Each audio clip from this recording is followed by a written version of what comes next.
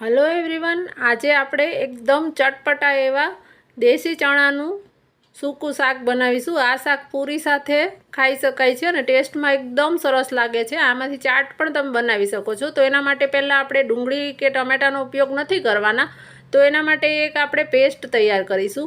તો એક બાઉલની અંદર મેં એક મોટી ચમચી લસણને ખાંડેલું લસણ લીધું છે।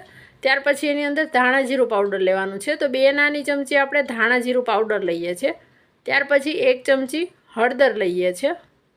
હવે એની અંદર તીખાશ પ્રમાણે એટલે કે 2 નાની ચમચી અત્યારે હું લાલ મરચું પાવડર લઉં છું। તીખાશ તમને ગમે એ પ્રમાણે તમે વધારે ઓછી કરી શકો છો અને મસાલા તમે ઉપરથી પણ એડ કરી શકો, પણ આ રીતે જો પેસ્ટ બનાવીને કરો ને તો બધા જ શાકની અંદર સરસ ચણામાં મસાલા ભળી જશે। હવે અત્યારે ખટાશ માટે મેં આમચૂર પાવડર લીધો છે।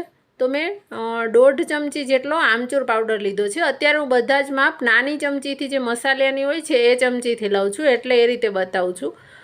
હવે એની અંદર થોડું પાણી લઈને આને એક સરખું એક મિશ્રણ તૈયાર કરી લેવાનું છે।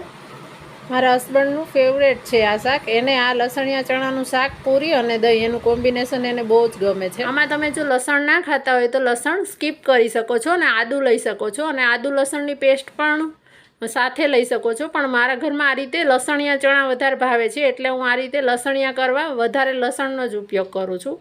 હવે એક નોનસ્ટિક કઢાઈની અંદર મેં 2 મોટી ચમચી જેટલું તેલ લીધું છે અને તેલને આપણે સરસ ગરમ થવા દેવાનું છે। તેલ આપણું ગરમ થાય એટલે એની અંદર 1 નાની ચમચી જેટલું જીરું લેવાનું છે। જીરું ફૂટે એટલે એની અંદર 5 ચમચી જેટલી હિંગ લેવાની છે।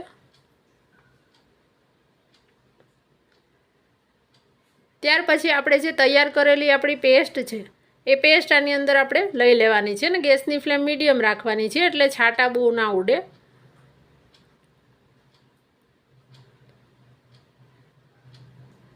जनरल આપણે કોઈ પણ શાક બનાવતા હોય તો ડુંગળી કે ટામેટા કે એની ગ્રેવી કરીને એ રીતે બનાવતા હોય છે, પણ આપણે આ જે શાક છે એ ડ્રાય બનાવવાનું છે અને એનો બેઝ માટે આપણે આ રીતે કરીએ છીએ। તમે ડાયરેક્ટ વઘારીને કરો અને આ રીતે બહુ ફેર પડશે ટેસ્ટમાં, તમે આ રીતે એક વખત બનાવજો ચોક્કસથી। અને હવે આપણે આમાં પાણી બળવા દેવાનું છે અને આ રીતે એમાંથી તેલ છૂટું પડવા દેવાનું છે અને એને સતત સાતળતું રહેવાનું છે। જો આપણે અત્યારે તેલમાં ડાયરેક્ટ મસાલા નાખશું ને તો મસાલા બળી જાય છે અને પાણીના કારણે આમાં બહુ સરસ મસાલા ધીમે ધીમે શેકાય છે એટલે એની ફ્લેવર પણ એકદમ સરસ આવે છે। આપણે જો આમાંથી તેલ સરસ છૂટું પડી ગયું છે। હવે આપણે જે 6 થી 7 કલાક મેં દેશી ચણાને પલાળી રાખ્યા હતા અને પલાળ્યા પછી કુકરમાં એને બાફી લીધા છે।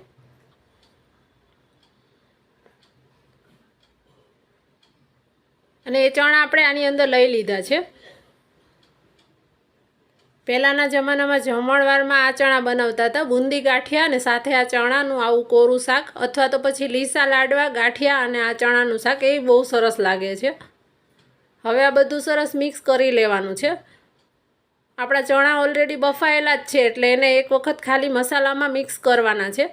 અને હવે આપણે તમે ચણા બાફતી વખતે કઈ રીતે મીઠું લીધું છે એ પ્રમાણે અત્યારે આમાં બેલેન્સ કરી લેવાનું, એટલે જ આપણે પહેલાં પેસ્ટ બનાવી તો એની અંદર મીઠું નહોતું લીધું, અત્યારે મેં ઉપરથી થોડું મીઠું લઈ લીધું છે। ચણા બાફતી વખતે પણ મેં થોડું મીઠું લીધું હતું।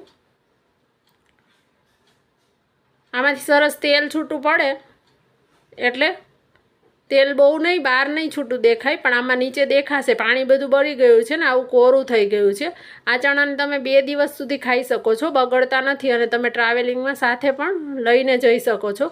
સાથે જ આ ચણાનું આ ડ્રાય શાક છે આની અંદર તમે ડુંગળી ટામેટા સલાડ બધું એડ કરી અને આની ચાટ પણ બનાવી શકો છો।